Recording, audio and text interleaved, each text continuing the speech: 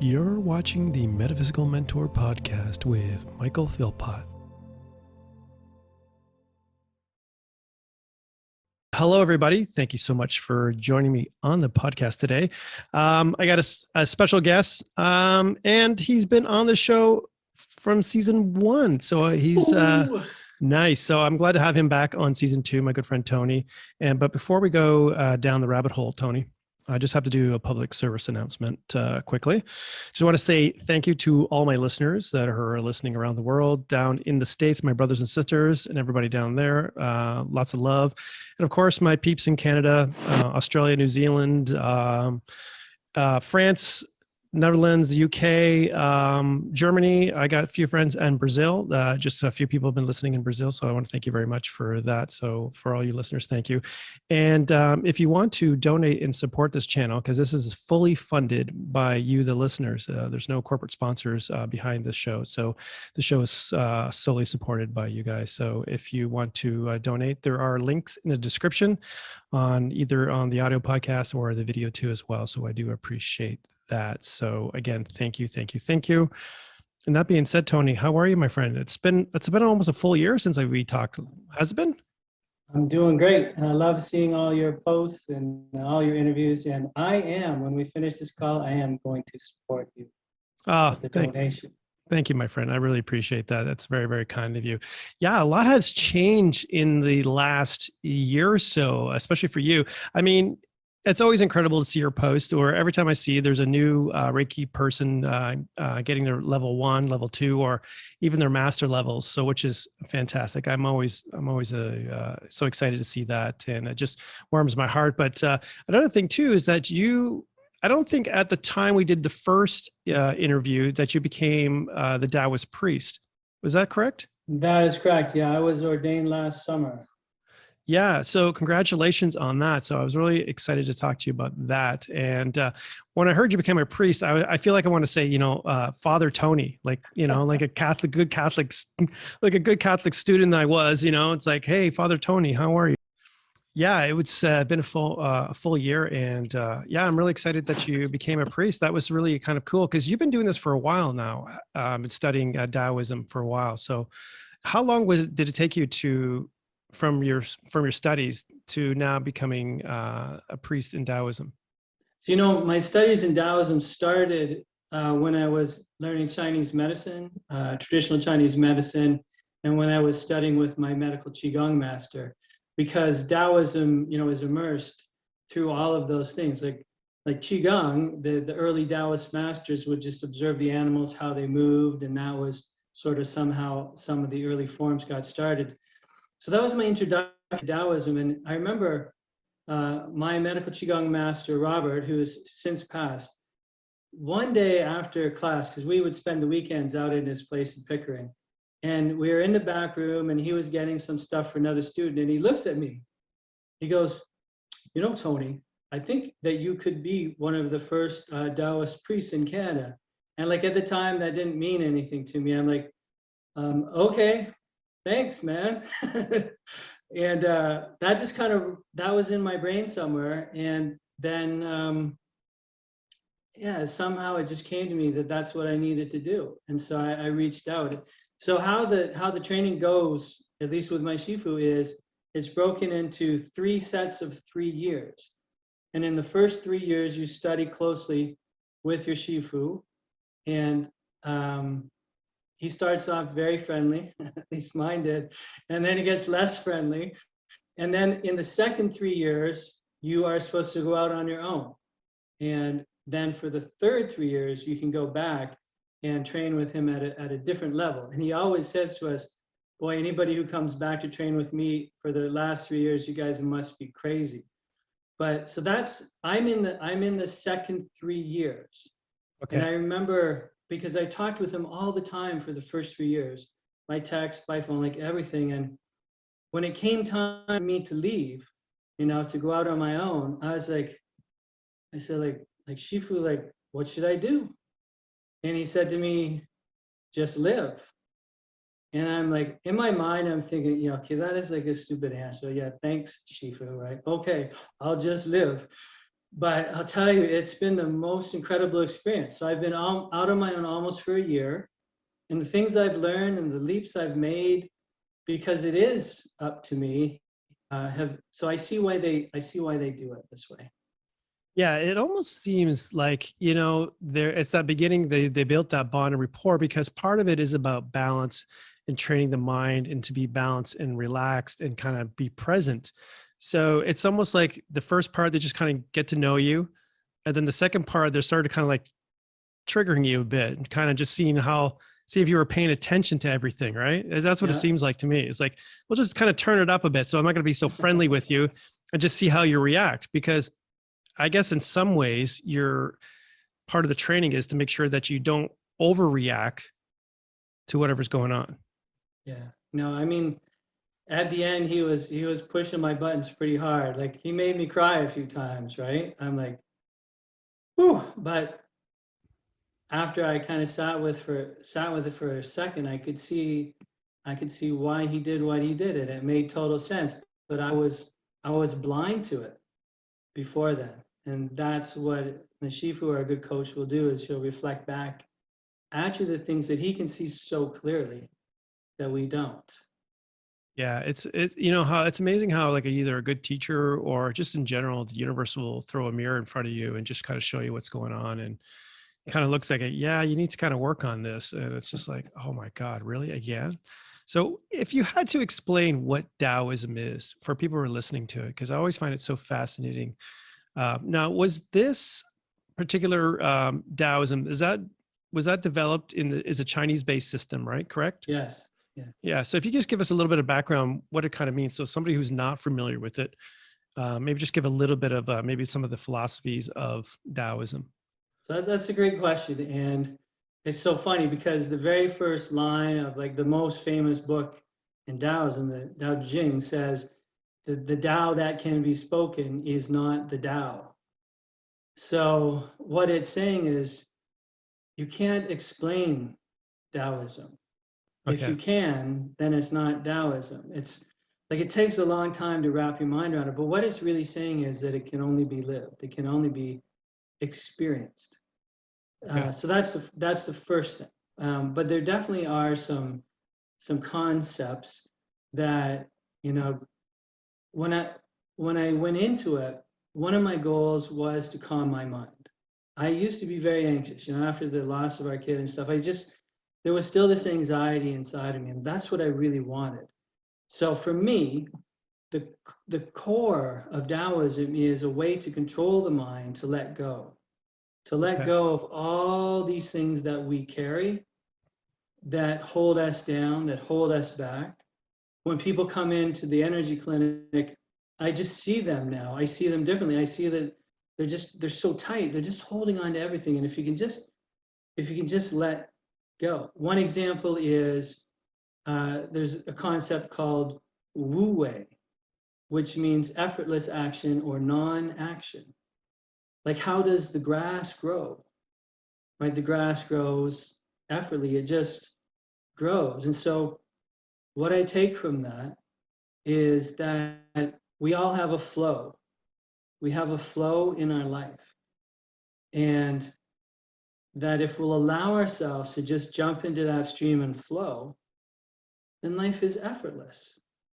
Right. And I'm sure you've been in moments like that, maybe a creative moment or something where everything just time stands still, nothing else matters. I mean, that's the Tao, that's the flow. If you see an athlete who takes a shot and starts walking back before it even hits the rim because they know that it's going in, that's the Tao. I mean, they talk about like effortless action. They say governments should lead by not leading, right? They shouldn't inject themselves into. So I wonder often, what they would think of, all the mandates and stuff Yeah. these days. I'm sure they wouldn't be greatly for it.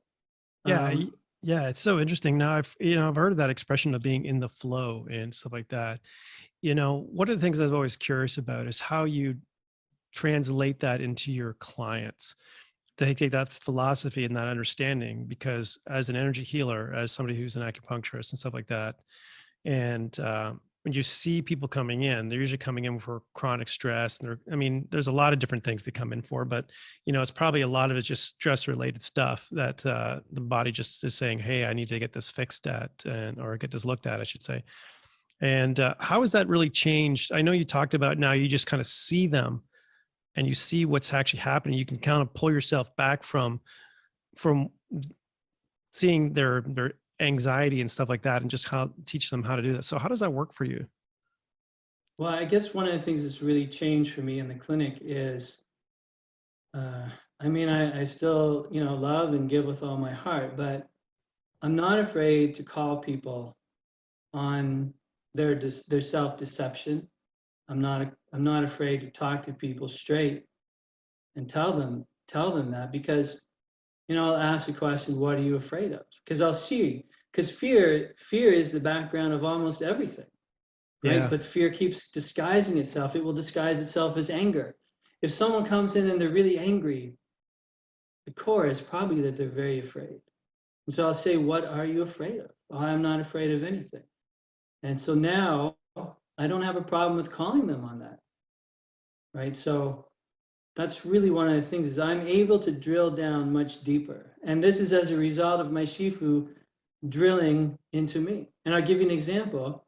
Please. When we're ordained, we get some scriptures that we're to read each day.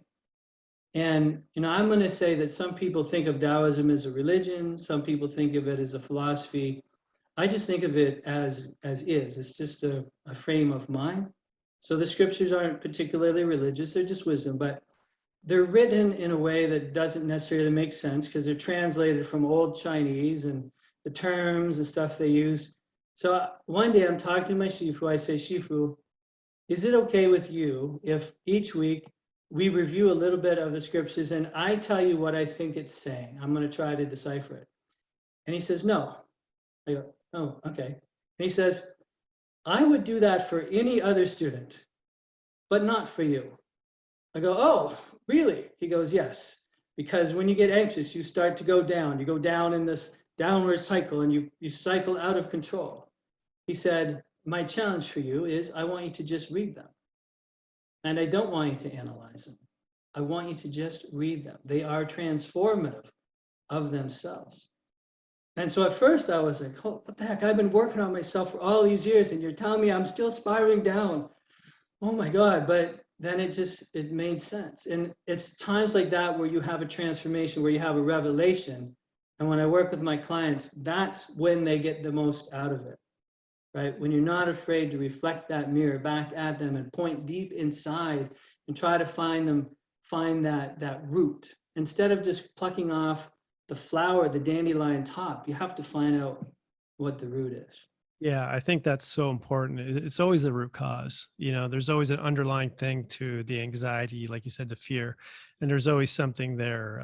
It's a low self-worth. There's a lot of different things, like it's all shame, all these different emotions and things that either you've learned over, through a disruptive childhood or a few different things, and just life in general, just throwing you curveballs after curveball. And you just associate life in general as just being crazy. And it's amazing how, if you can just kind of pull yourself back, but also just allow and listen to what's being said, because sometimes we're always in that denial state. It's like, oh, I'm not afraid of anything. What are you talking about? Well, I'm not afraid of anything, Meanwhile, in the back of our head, it's kind of like we're saying, yeah, it's a little bit of bullshit. We kind of know it's a little bullshit, but until we get called out on our bullshit. And it's amazing, because, it's always like the ego gets in the way. It's like, what is this guy talking about? Yes, 100%. Yeah. Yeah. So one of the things I wanted to discuss too, as well, just not only the concepts or the philosophies of Taoism, but I know you started this new program, which seems to be really taking off. And it's about becoming this peaceful mind warrior. I always thought it was fascinating, because I know it really has to do with a lot of the mental aspect of it too. But in a way, it reminded me when I saw your caricature, and it reminded me of the warrior code of the Bushido. Mm-hmm. And it was very much that kind of stimulating thought process in my mind. And from my understanding, and again, I'm not a historian or anything like this, understanding all these different philosophies. I mean, I learned a little bit. I'm most of it I'm a student just listening to my guest here, but it just sounded like there's that code where it's like that warrior's code that, it's about discipline, honor, respect, those kind of underlying fundamental things about, and then adding the Taoism, because I think a lot of the Bushido code probably came from Taoism in some ways and just kind of married the two together. What is your idea about that? Yeah, everything is connected. And I'm a 22nd generation Dragon Gate priest. So in Taoism itself, there's many different schools, but one of the founders of our school said that if you look at like Buddhism, Taoism, Confucianism, like what's the difference? The end result is all to try to be sort of the clearest being that you can be. So I did study the Bushido code, earlier when I was writing one of my books, and I do believe in honor and integrity and being, cultivating yourself. That's what the Japanese called like cultivating yourself, clearing your energy. And they said that a Taoist would have to be both a poet and a warrior, right? You cannot be one without the other. So that's sort of where it comes from. And I believe that we all have this inner warrior. And when you can calm your mind, like we live from the discursive mind right here, the monkey mind. And it's always yattering at us. It's always telling us you're not good enough. You can't do this. You should be jealous. You should be envious. They're out to get you. And it gives what is called an agitated mind. And in Taoism, there's an expression, lose your mind and come to your senses. So instead of living from this mind, we're meant to live from the heart mind. And the way to clear the heart mind is by letting go. And so that's what the program is all about. Because if you can let go of this telling you that you're not good enough, then the warrior that's always been there, that's always part of you, but we're just holding down, can come up and be strong. So the whole course is a process of letting go, of looking differently at things, because there's so many ways that we look at things differently. For example, good or bad. All right, is something good or bad? And today, with social media, 24/7, the rush to judge is like immediate cancel culture. People don't know anything about the facts, but they're like judging, cancel this person, this. And the answer to a Taoist is never, is something good or bad? The answer is always maybe. It depends what context you're looking at it from. You find a lot of the stuff is pulled out of context because they're just so quickly to judge. They just needed that. Oh, I got to judge. I got to cancel. I got this. This is wrong. This is bad. Instead of looking, pulling kind of like the observer, pulling back a bit and kind of looking at their perspective of what it is. And, you don't necessarily have to agree with everything, but, you can kind of like agree to disagree in some ways. Yeah. That's a really interesting philosophy on that. Yeah, no, you're 100% right. It's stepping back, letting go of the emotions for a second, and just like asking yourself, what's really happening here? Because whatever you think about the media, I've seen enough to know that all of it is co-scripted amongst, it's run by a few people. And if you watch the head newsline for something, you're going to see it on, 50 other stations, exactly word for word. So just ask yourself, what's really going on here? And then ask yourself, what options do I have? You don't have to rush to anything. What options do I have? And analyze them. And then just make the best decision you can at that moment. And then once you've done that, it's done. It's the past. And you can't keep looking back because people are too hard on themselves. And they'll make the best decision they can at that time, but then they'll hold that against themselves for the rest of their life. Yeah. That kind of sounds like me. Honestly, I lived in the past for so many years and I've beat myself up for all the shitty decisions I've made. And I just knew it was, I look back now, it was just on some bad programming I had and the choices like that. And I still have difficulties once in a while. I mean, I'm a lot better than I was before, but I still have that process once in a while. It's like, God damn, really? Why the frick did you do that again? Then it's like, okay, but then now I have enough sense that I kind of pull myself back before I go down the rabbit hole. Instead of like, I'll maybe do that for a couple hours instead of doing it for days and then weeks and then months. I'll catch myself a little bit earlier and kind of, all right, breathe. And just kind of just take the perspective back. Okay, it's done. You can't do anything about it. Move on. You learned, okay, that was a mistake. You move on and do the next thing. So That's perfect. yeah. That's So one of the things, absolutely. you talk about this concept, and I've heard a lot of times people talk about letting go. And why do you find so many people, I know myself, I had a hard time letting go, but a lot of people in general, why do they have a hard time letting go of stuff? It's programmed into us. And one of the things is we look at expectations, right? People have these crazy, unrealistic expectations of themselves that they would never in the world hold anybody else to. But for them, somehow it makes sense that they hold these crazy high expectations. And so the thing is, they're never, ever going to live up to it. They're never. So they set up the game so they will continually always lose. They will never be good enough. And these are the things that you have to let go. As an example, I work with a lot of people who had some tough childhoods. Let's say they were abused or whatever. And so at that time, they're this scared little child. And the adult, the power figure is doing whatever. And they have to make up a reason why. They have to tell a story to themselves. Why is this happening? And often the only story they can tell themselves is there must be something wrong with me, or I must be bad.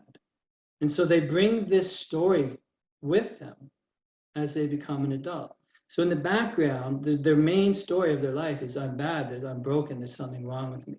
So when I say let go, it's let go, looking at it and seeing that it's a lie, it's false. Okay, they were just a kid stuck in a no-win situation without any tools or knowledge or ability to figure out what to do with it.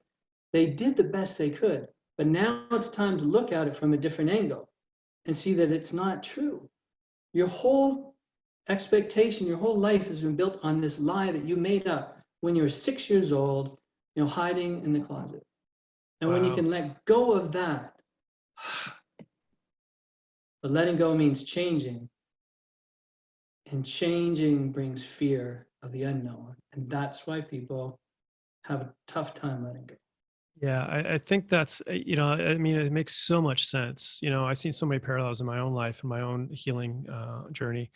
And it's so true. Like you think about it, it's like those profound things that we hold on to that, like, you were 6 years old, 7, 3, 2, whatever you may have been. And it's that, that core issue of shame that, there's something wrong with us, that programming. And if you can pull yourself back out of it and let go of that. Now, when you work with your clients, when you do this type of work, because it's really a deep emotional stuff that you're working with, are you integrating the acupuncture? Because I know we've discussed this before and I've had other talks with that, because we store energy in the body, like we store those emotions in the body. Are you using your acupuncture techniques along with your clients to help release some of that maybe stored energy or even that memory out of the body? That is a great question. I always love your questions, man. You understand stuff, right? You really get stuff. So when I'm in the clinic, right, and I do two things. One is I work in the clinic. The other is I do virtual coaching online. So when I'm in the clinic and I'm first meeting with someone, I'll talk a bit and I'm going to try to I'll explore to see what boundaries they have, like how far I can go just at the start, because a lot of people, they come and they don't know me at all, right? So I'll just sort of see where they are. And then as you're right, as the session goes in, whether I'm using acupuncture, whether I'm just using energy and just, stimulating their acupressure points with the chi, that will help them release stuff. And at points where I feel resistance, I may gently lead them.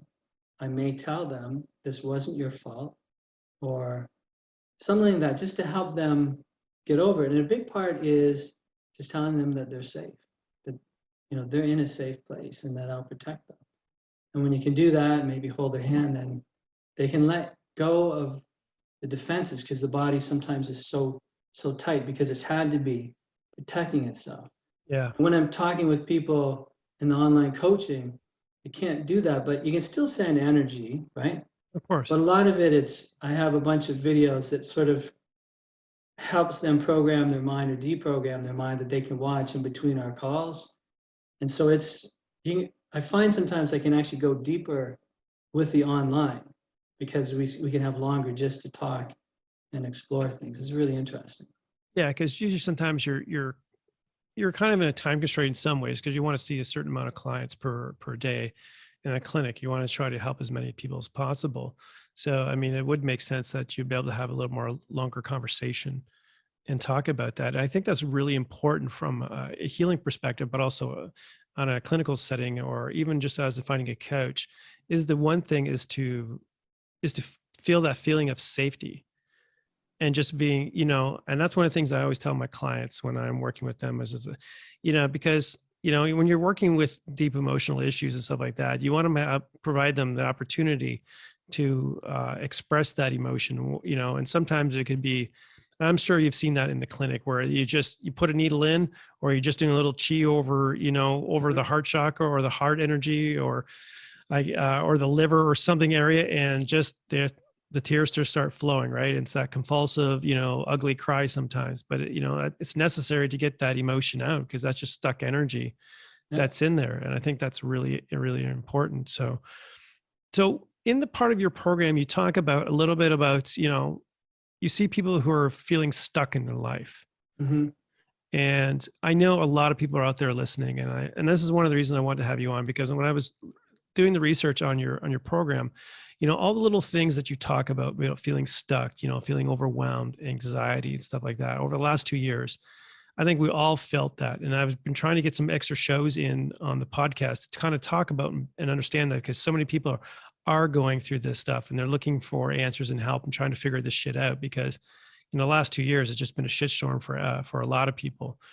And I wanted to make sure that we had that information on the podcast. So when you talk about somebody says they're feeling stuck in their life, again, a lot of changes have happened for people over the last 2 years. So how is it your philosophy and your program will help people get unstuck? Well, part of it comes to realizing, what are they thinking about themselves? What are they thinking in general? Because a lot of times people have just become stuck in a cycle of fear. We're inundated, 24/7 with, COVID numbers. And even though, like Fauci said, like the pandemic is over or whatever, it's still happening. You look on news, you look on social media. At the start, it was like ramped up so high. My dad would call me in an absolute panic, total panic. I heard this. I'd have to turn off the news, Dad, right?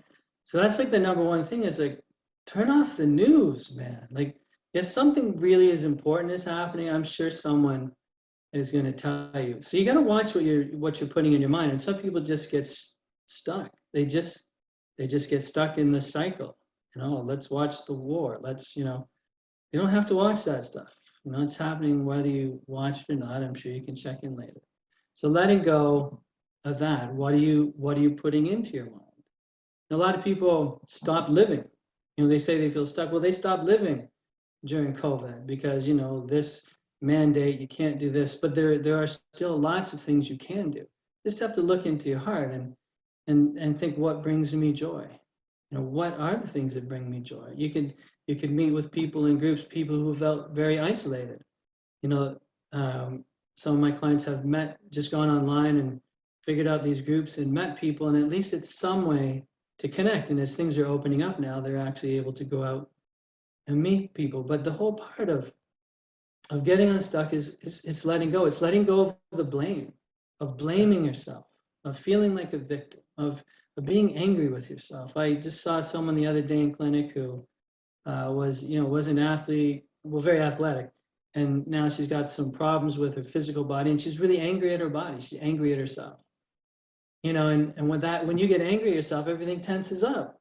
So the pain's only going to get worse. Yeah, it's just going to add to it, because that anger, if it's not released in a good way, it's just like internal poison. It's just going to just eat away at you for so many different things.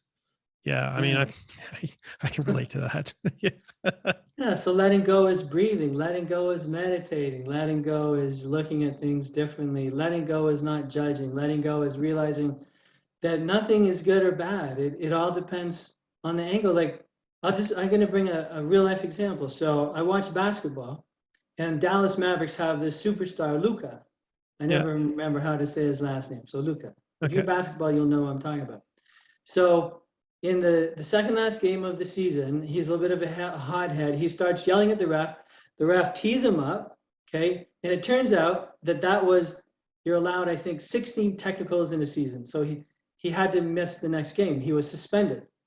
So everybody's going, oh, that's terrible because the last game is really important. That's terrible. So they complain to the league.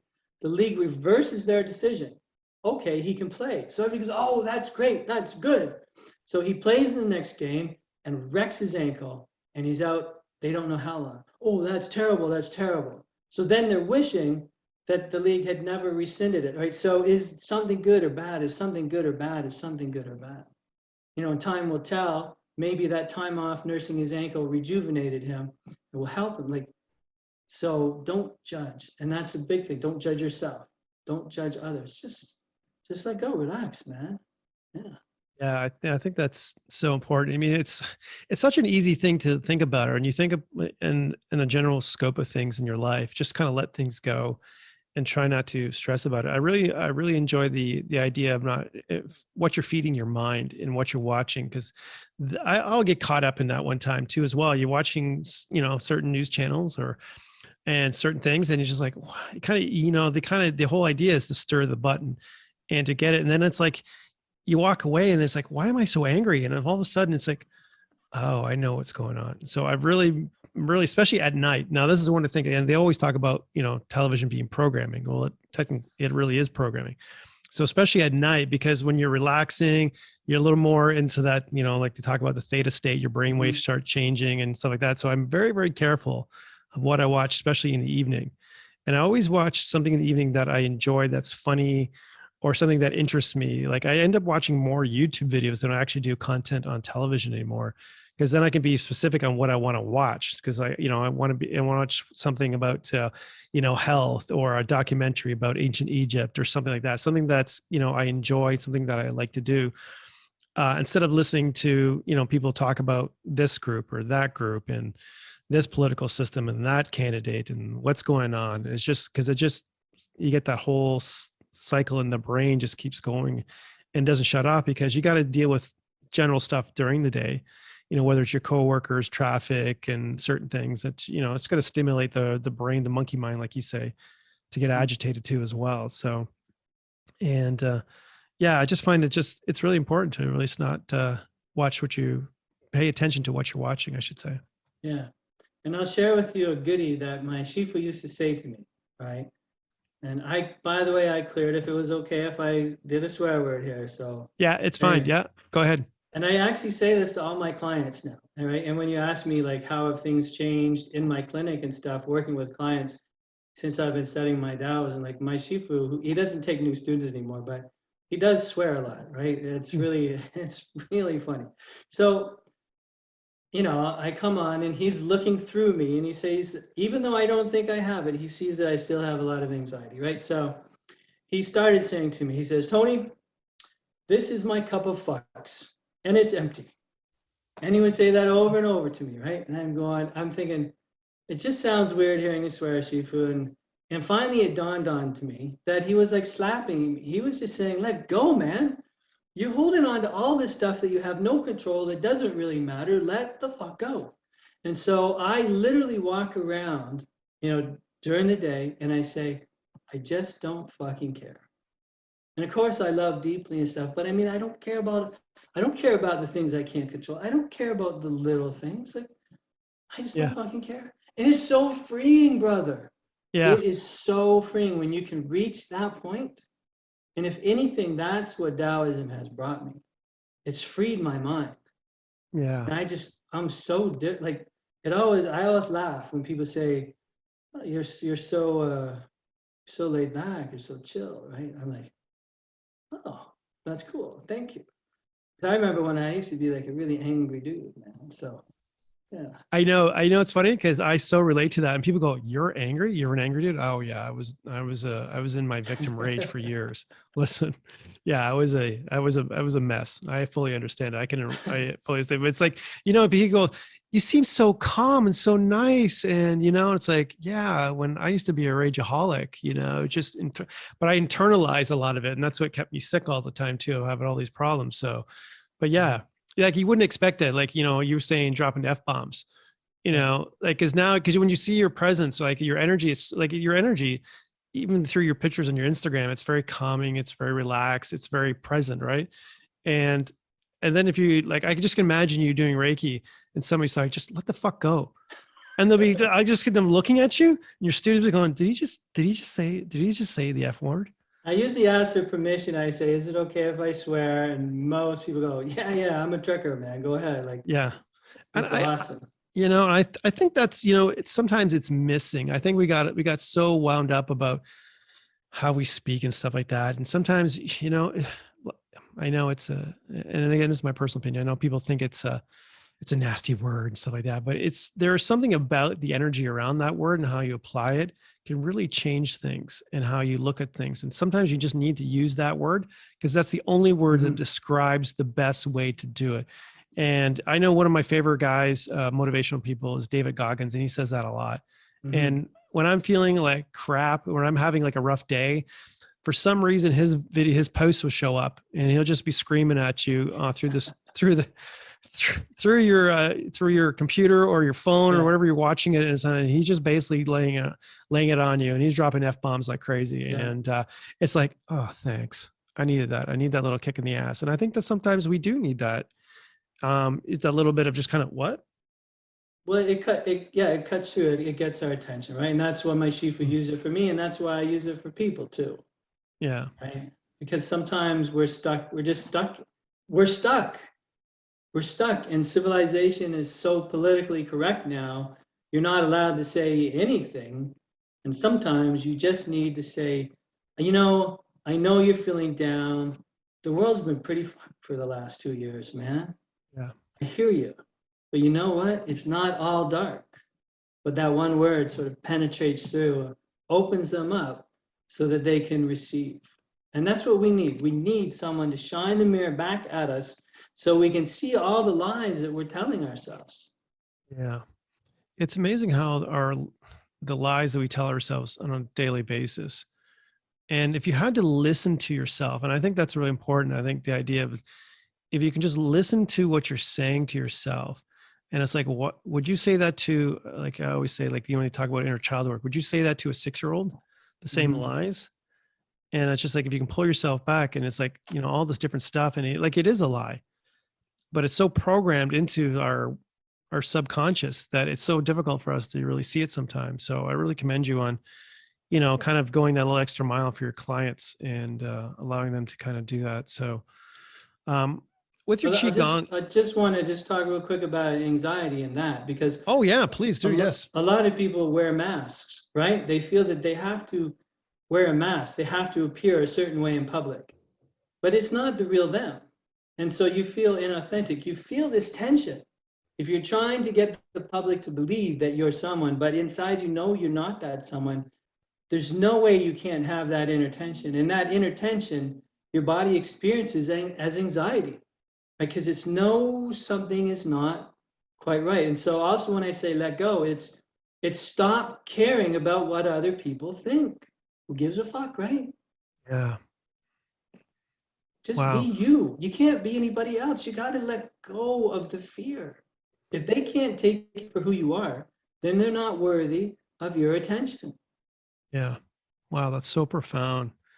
And how many people out there listening are wearing their mask every day? They get up, just like, like a woman would put on her makeup, and, you got to put that mask on, right? And you got to go to work, and you got to do the certain things. And it's that fear of being seen. I'll be honest with you. I've had that fear for the longest time, to be kind of out there. And it's funny because I was in the public eye for years. I was on television, and I had to throw that mask on that everything was okay and everything, my life was okay, and I'm managing, and it was just a lot of horse shit. And I didn't embrace I never talked about my spirituality. And, the industry was never the most supportive and healthy industry anyways. But it wasn't until like COVID really actually helped me get out of the kind of the psychic closet and really kind of go forward on this and kind of embrace and saying, this is who I was. This is always who I always was. And it was freeing. It was liberating. And I commend people on, removing that mask and going deep into, to see who they truly are, because behind that mask is just somebody so freaking brilliant, so amazing, so beautiful. And sometimes you don't see that beauty because they're wearing that mask, and it's like that mask that they never really wanted to wear. And yeah, geez. Like, I mean, how much of you find that when you work with clients, how quickly can they get that mask off? It really depends. Like, so the course that I run right now is a 9-week program. And I've had the transformations that have occurred in those 9 weeks is unbelievable. Like, but a lot of it is reflecting back at people, the little changes that are occurring, because often it's hard for people to see that they're changing. I might be talking to someone in week 3 and they'll go, I really thought I would have been further along in this. And I'll say, yeah, well, do you remember you used to say this and you said this and you felt this way? How are you feeling now? And they'll go, you're right. You're right. Yeah. And each time I bring up a little point, and it builds this momentum and their confidence in themselves that they are changing. Because first of all, we're so hard on ourselves. We don't ever analyze ourselves realistically. We have these crazy expectations. So if you can just help people see step by step the little tiny things that they're doing. So, well, I remember one time someone, they used to get into a panic attack whenever someone mentioned this one trigger. And the next time it happened, Tony said, step back, just take a deep breath. They did it, and they didn't go into a full-scale panic attack.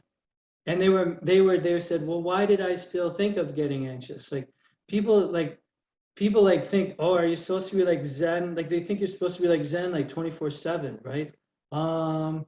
So they asked me, am I allowed to feel angry? Of course you're allowed to feel angry. You can't not feel stuff, but it's exactly what you said, my wise brother. You can feel it, but then you gotta let it go. So if you can feel anger, you can feel jealousy, you can feel all those things, but then you gotta release it. Yeah. It's not healthy to not feel it. Yeah. And that's it's just almost like the opposite, is just numbing yourself out in that denial stage. Because, if you just numb yourself out, you're never really experiencing life. You're just constantly numbing yourself down. And I think, that's where a lot of drug use gets in, instead of trying to feel it, because we're always trying to numb our feelings. Doesn't matter whether it's drugs, food, television, sex, gambling, whatever it is, we're always trying to do something, shopping, whatever your vice is, right? So we're always trying to numb that feeling, and you don't want to feel it, but it's okay to feel it. It's part of the human experience. But again, it's the length of time and, how long do you sit in that feeling? That could really cause the issues, right? And so you just need to change focus, right? I mean, one of the ways to get out of the monkey mind, I teach, is breathing. And if, for example, if you're counting while you're breathing, then you're not thinking of anything else. When a thought comes, you go, hey, thought, don't get mad at yourself. Oh, I had a thought, right? Like, hey, thought, and then count. Just go back to counting. Like, just let go, because it really doesn't matter. Nothing really matters that much, man. There's very little in life that matters that much. Yeah. I think that's really important. I think that's really wise, really a lot of wisdom right there, is just to, there's a lot of stuff we make a big deal out of so many different things, even the littlest things. And if we can just let go and really surrender to that and embrace that warrior, that inner warrior. And, and I guess when I use the word warrior, I should really clarify, because people think, oh, warrior, I'm going to war. Well, I think the warrior is that it's not to go out and cause harm, but it's really the battle within. And I think that's the warrior, that you have to go battle with that sort of, that idea that, okay, I got to be disciplined. I got to have more respect for myself. Like you say, cultivate that wisdom, cultivate yourself, become the best version of yourself. Mm-hmm. And as you become the best version of yourself, you become the best version of yourself in a society. Now you can go out and teach others and be in a present way and help others just by you being just in your beautiful self. I think that's really the empowering thing about it. If you change yourself, if you change your energy, if you raise your energy, then that's how you heal the world. People feel forlorn, like, oh, there's so much pain in the world, there's nothing I can do about it. I remember walking through the field 2 summers ago, the first summer of COVID. The clinic was closed. I was like, people need me the most, and I can't even open. How can I change the world? And I thought, if I just raise my own energy right now, because the energy flows through us, it flows through me, through you, through the grass, through the birds. If you raise your energy, then the next person next to you will get a little bit of elevated, clear energy. And that's beautiful the way you said that. Yeah. Yeah, it's amazing. There was, I don't know if you've read any Dr. David R. Hawkins' work, Power Perhaps. versus Force. But you go ahead and tell me. All right. Well, anyways, there's this gentleman. He has these really amazing books. Power versus Force is one of them. He's got transcending levels of consciousness, and he calibrated the levels of emotions on a scale. And he did a study where you calibrated the level of scale. So let's say, I have this line. This is the baseline. Anything below that is all like the, hate, anger, jealousy, fear, all that sort of stuff. And he calibrated that. And he says most of society is kind of living in that lower level. Mm-hmm. But when you move above that, it starts with being happy, joy, blissful, stuff like that. And he measured it, and then it goes right into elevated consciousness, like the Christ consciousness, the Buddha consciousness, stuff like that. And he calibrated. And he says and I'll probably really screw this up because I don't have it written down. So for those that are listening, you can always just check on it. But it's the intention, man. I feel your intention. Yeah, the intention was that when he says that if you elevate your level to a level of happiness or joy, you're negating the negative feelings or emotions of 1,000 people. Yeah. So just by you vibrating in that level, you can, again, 1,000. Now, again, this is not probably accurate, but that's kind of the gist of it. And then as you elevate more, so let's say you're elevating it from happiness to joy. Now from 1,000, it goes to like 10,000. And then from joy to, like bliss state, and then bliss state goes on. And he says, well, that's why, talk about the Reiki masters, the Buddha and, Christ and everybody else that were ascending masters. They're basically affecting millions and millions of people just by them being in a state of their own happiness, their own joy. That's kind of the gist of it. So I know I kind of bastardized that. I apologize. That's beautiful. I feel it. They're in the flow, man. They're in the flow. And I was just reading something that talked about the difference between pain and suffering. And pain is something that we all, have to go through, but suffering is not. And suffering is simply, in my opinion, suffering is a resistance to your flow. It's self-imposed. You don't have to suffer, right? You can feel pain, but that doesn't mean you have to suffer. Pain is temporary. Pain will go. But we choose to bring on suffering by resisting who we are, what we're meant to do in life. People ask, well, if I'm in the flow, if I'm doing effortless action, how could I build a new company, right? I'd have to really work hard. And the way I see it is, if you're in your flow, then when you work hard, it's not like working hard.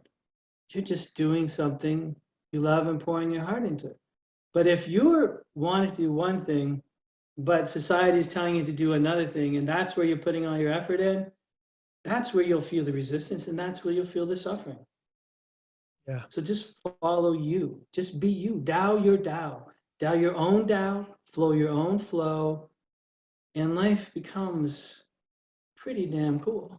Yeah, it just, I like that idea of just, being in the flow stuff. I think a lot of people, they think about it, it's like, oh, I got to work hard to do this. But if you're in a state of joy and happiness while you're doing it, it's a totally different experience. It's not like, hey, I got to work some crappy job, in order, to do this. But it's something that you wake up and you feel energized, you feel passionate about. And sure, you got to put in some long hours, of course. Any new business, anything that you're doing, a new venture is going to take some long hours. But if those hours are filled with joy and you're just super excited and you're trying to figure this all out, and you get excited about it and you're happy, and just you being in that state, that's what helps change other people too, because then they get excited around you, because that's what you're creating, that company, because now you're getting other people excited because now you're excited about your particular product or services that you're doing. And you're just like, oh my God, this is going to be awesome. And if you I always say, if you work by divine law, where you actually helping other people by creating something beautiful from yourself, and you're helping other people at the same time, what a beautiful thing. Like everybody wins, win, win. So I think that's I think that's really a great way of describing the flow. It's just, you're in that state of flow where it's just, sure, there's going to be bumps and bruises that you know, growing pains on your business, but it's just something you enjoy doing. And I have a friend of mine, I have to say this. She's always in the flow of things. I always ceases to amaze me when I see her and she talks about stuff. She's always starting new ventures, or she's starting something out. And I always was like, how the shit are you getting this stuff done? It just, she was talking, oh, this happened, this happened, this happened. I'm just like, man, do you know you're in the flow? She goes, yeah, I know.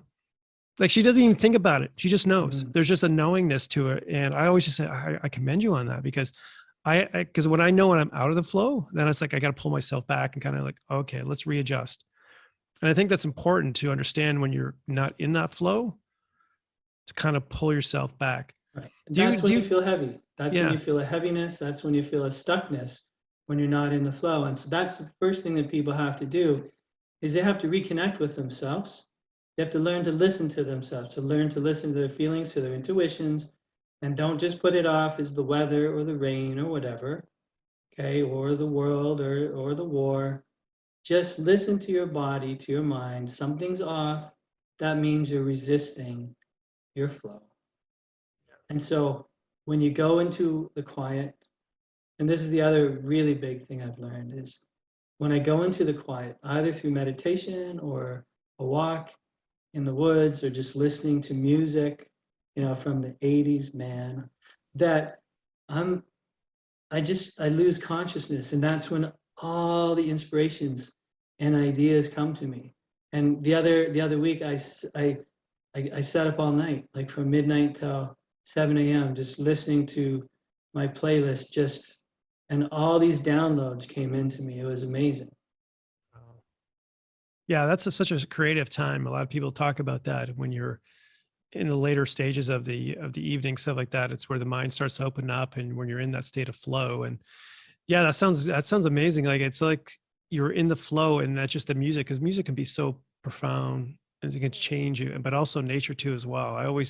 Always a big fan of nature therapy and getting out there and just being in nature and just kind of observing, because I think a lot of times too, that basically just, you're not thinking of anybody else. You're just thinking about, oh, that's a beautiful stream. Oh, that's a beautiful tree. Oh, look at that bird.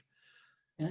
You're not thinking about your taxes. You're not thinking about, you know, work or your coworker or your relationship or your parents, or, you know, all those different things that, you know, we continually, the monkey mind just lets us kind of goes on. And the thing is, nature doesn't think, right? A bird just flies, a leaf just falls. If the wind blows, it just flows. And that's the beauty of nature. Nature doesn't overthink stuff. It just is, it just does. And that's how our life can be. Yeah, that's so true. Like, it's amazing how that can just be something so simple that we can do on a daily basis to do that. So how much of meditation do you tell your clients to do? Like, That's okay. I'll answer it as my shifu would say. So, because I used to ask him, he'd teach us a couple of ways of doing meditation. I go, which way should I do it, shifu? He goes, well, which way will you do it? In other words, you know, do what you like, or you won't do it. And so how often should you do it? I don't know. Do it what feels good to you. I know some people who meditate an awful lot and they're still not happy, right? Like, it's all about balance. You know, people say, I'm going to become more spiritual, so I'm going to do this extra meditation. I'm going to do this extra yoga. But spiritual, like, it all actually comes from letting go. So I would teach people a few different types of things, and they could bring in other things. And I just want them to see, what do they connect with? And whatever you connect with and how often you feel you connect with it is what you should do, because it's your path. It's your Tao, it's your way, it's your flow. yeah, I think that's hard for people, because, you know, we always want it fast. We want it now. Mm-hmm. You know, I bet you get people in your clinic, okay, Tony, just come in, fix me. I got this problem, fix me. Yeah. I know you're laughing, but it's probably true, right? You're going, hey, Tony, Right. I got this pain. Fix me. I need to get stuff going. I need to get stuff So done. my answer is always, okay, first of all, as I said in my initial emails, let go of all expectations, right? And it took your body a while to get into this state, and so naturally it's going to take a while to get out. So I try to deprogram them first, Yeah. right? But patience, that's why it's important when I'm working with someone that I feed them little feedback so that they can see that they actually are making progress. But sometimes people expect this big boom, but Yeah. it never works that way. No, I think, I think that's a lot of the problem. Everybody just wants this now and they figure it's just an easy fix. Mhm. And especially on anything that's a chronic issue that we've been dealing with for a long time, whether it's physical, mental, emotional, it's part of the process. Like they always say, excuse me, they talk about the work, right? It's always about, you got to do the work, and it's just Yeah. like anything else, you got to do the work. But the liberation, the joy, the freedom, that freedom of the past, freedom of the pain, freedom from the pain, I should say, and freedom from all those other anxieties, fears, and things like that. Like I always say, what is that worth to you? And I think you have to really look at that as that's the currency of your life. Like, That's a beautiful question. yeah, what's that worth to you? What's that currency worth to you as like joy, just feeling joy, like the state of joy and happiness, like waking up going, you know what? I like life. And it's so hard because the only thing we're thinking up, we're getting up, got to go to work, got to do this. You're not really thinking about the state of joy and being happy. And that in itself, I think that is a new way of, I think that's the best currency that we can offer a society, instead of just, being like the idea of cash and this monetization of stuff. It's just the expression of joy and happiness. I think that would be a great way of just, and to me that translates as peace of mind. That's how I think of it. It's like just peace of mind, contentment, joy, happiness. It's all connected. yeah, it certainly is. Yeah. It's always so profound. Well, Tony, my brother, I think we're almost out of time. So, this felt very much like the flow. I haven't stopped smiling this whole time. I love you, man.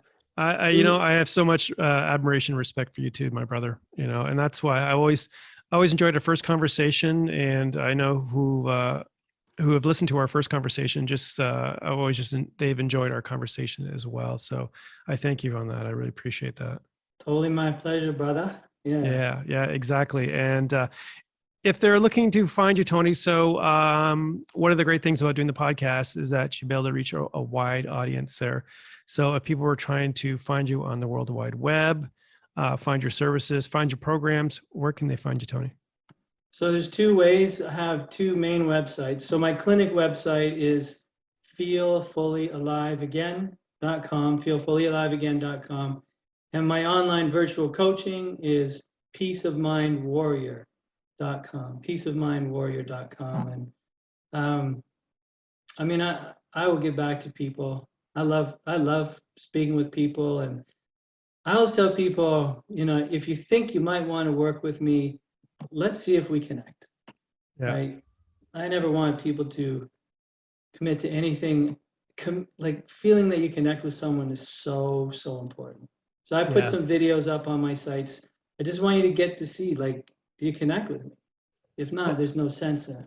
Yeah, it totally makes sense. There's like people like, that's one of the things, about the industry. People always worry that, oh, I'm never gonna have enough clients. And, there's so many different people. Some people will connect with you, some people won't, right? It's all what's drawn to you. But just understanding that the amount of Reiki practitioners that you train says a lot about that, because every time I turn around, it's somebody new. And like I always say, I think the population of Hamilton and the surrounding area is going to be all Reiki people and Reiki masters, which is a beautiful thing. Like that's a beautiful thing. The world needs more Reiki, man. I don't do Reiki master classes often. I'm doing one either end of June or beginning of July. And it's gonna be awesome. It's gonna be like the first big class I've done like in 2 years. I am super pumped for it. Yeah, it's such a, I'm always a big advocate of Reiki. I always say it's the gateway.